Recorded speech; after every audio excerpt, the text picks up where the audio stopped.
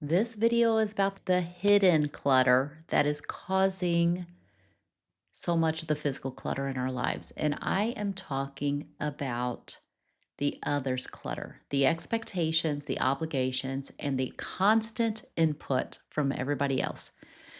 So many capable, ambitious women think that they have a messy problem when what they actually have is a busy problem. They are so busy keeping up with everybody else's expectations or trying to help everybody else with their life that they don't realize that they're saying no to peace in their own life. So, if you're an ambitious woman who wants to lead well without burning out, this final video in this series is for you because anything that exhausts you instead of supporting you is not only diminishing your enjoyment, which your enjoyment is a part of your impact in the world. Here's where it hit home for me to even the example that I wanted to live out for my kids that my Christian faith enhances my life instead of exhausts me. Because the version of mom that they saw in their early years was that mom is so busy doing things for God and the church that she doesn't have time to enjoy anything. And that is not a great way for us to pass our faith on to our children. So, this is part of a series. It started with your clutter versus your calling, and how I say that anytime you feel a holy restlessness, that is the best time to identify what would actually be cluttering your life. So that's video number one. Video number two is talking about the inner clutter, and that's the mental clutter that drains us of our energy without actually accomplishing anything. And then video number three talks about our physical clutter, and that's the clutter that we're really used to, the items in our life that are crowding our space and taking all of our time and attention. This is about others' clutter that keep us so busy that sometimes they create the physical clutter. What is others' clutter? Others' clutter is the expectations, the obligations, and the input from other people that is distracting us from the better things. It's like that old saying says, the main thing is to keep the main thing the main thing.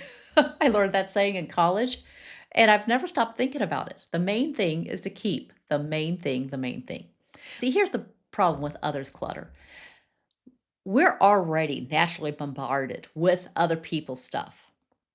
We just have to look around and we'll see it. But there are three subtle ways that we are actually inviting other people's clutter into our life. And once we see that and deal with that, then we'll feel like we have more control over how much and how quickly others' clutter comes into our lives. So, three common ways that we accidentally let other people's clutter in. Number one, the what do you think habit. We ask for other people's opinion before we've even formed our own. So, what do you think about this? I have done this so many times in my business. I will call up my mother and say, "Hey, what do you think about if I did da da da da?" And she has her thoughts about it. But here's the problem, her thoughts and my thoughts might be different. And so, what I'm really looking to do is to outsource my confidence to her. And what she's really looking to do is to give me great ideas about things that would work really well for her and would not work really well for me. Why? Because we are two different personalities, we're two different people, and we have two different ways of doing things. But she didn't call me up and say, "Hey, April, this is what I think you should do today." No, no, I called her and said, "Hey, this is what I'm thinking about doing. What do you think?" It's crazy. But the second way that we invite others' clutter into our lives is the default yes, as in we automatically say yes to things and then think, I'll figure it out. I'll figure out how to make the time for it. And then three, the other clutter is scrolling on social media. So we are scrolling there and we see all the wonderful things that everybody else is doing, and we get discouraged from doing all the wonderful things that we could be doing. It's that compare and despair loop that is awful. Okay, so how do we deal with other people's clutter? Three simple solutions.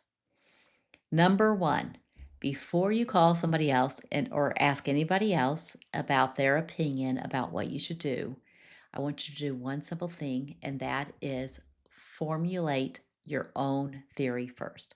Do this intentionally. Grab a piece of paper, grab a digital notebook, write it. What do I think I should do? I'm in a coaching program for other coaches, and this program is so excellent. My coach, she helps coaches set up businesses that enhance their life instead of subtracting from it. So very similar to what I do with business owners, I wanted a space where I could do that myself. And one of the things that she always keeps on bringing us back to is, well, what do you think? Because so many times we want to ask a coach, well, what do you think I should do? Again, remembering that coach might have some great strategies, but paired with your personality, it may not match.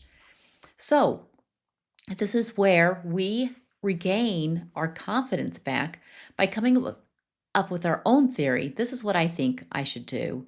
And then running it by other people and saying, "Hey, do you have any suggestions to add or anything that I should consider?" If only I had been doing that from the very start of my business instead of, 4 years into it, 4 or 5 years into it. Huge difference. I want you to start thinking this. I am the expert in how I should live my life. Start practicing that thought. I'm not saying that other people's opinions are wrong. I'm saying that they are uninformed. Probably nobody knows you as well as you know you. So start listening to yourself first. So, step number one is formulate a theory first. All right. Now, the second solution, instead of the default yes, remember that every yes is also a no. So before you say yes to something, ask a couple of questions. Maybe ask the person, what will this entail? Ask yourself, what exactly am I saying no to if I say yes to this? I've gotten many requests to be on many committees. And those are the two questions I ask. What does this entail?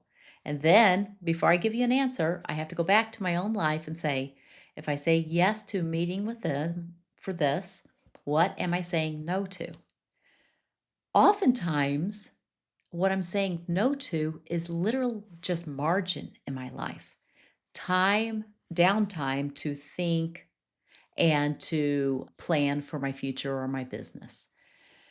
So even though technically I have the time, I don't have the abundance of bandwidth, like to say yes to more things that are not beautifully aligned with what I'm called to do and what I am created to do will in some way diminish my input, the ability that I have to help my clients grow their businesses peacefully without panic or productivity overwhelm. All right. So remember this, every yes is also a no. So identify the no, where you in your life you're saying no to. This is why I say so many women think they have a messy problem when they actually have a busy problem. They simply just haven't retained enough time in their own lives for unpacking after a trip or for emptying the dishwasher or for getting the laundry done on a weekly basis. And by the way, I am never one of those people that says maybe you should be doing all those things. Maybe you can hire those things out. But I am saying it does take time and it takes intention to find those other solutions. Okay. Make sure that you don't give all your time away. All right. And then number three. Oh, this one. This would be the solution to all of our social media scrolling if we'd remember this one thing. Create before you consume. So before I get on social media, I am going to get my creative work done first, whatever that is. In this last week, it looked like before I get on social media, I'm going to build that toolbox for my husband. That is my creative work. And then instead of social media becoming a guilty pleasure, it becomes a tiny little reward. It is amazing.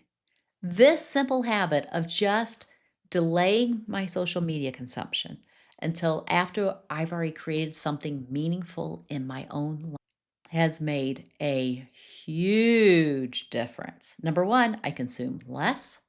Number two, I consume more thoughtfully. Number three, I consume more guilt freely. I don't think that's a term, but that's a feeling. And literally, I consume less because I'm more content with my own life. So the discontent that is so common in social media doesn't come up because I've done something with my own day that I'm proud of. All right.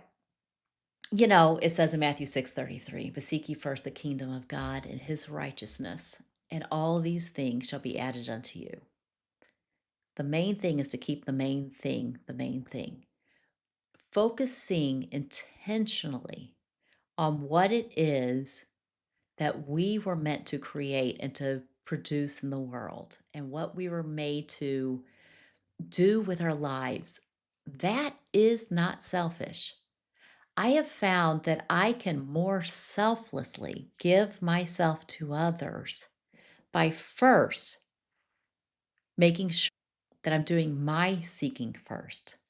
So before, April was trying to get all of her meaning and her impact from being helpful and useful to others. And then I was just leaving myself with the leftovers. But when I considered, wait, maybe I'm supposed to be the main character in my own life. That's that movie from, I forget which holiday movie. Oh, The Holiday.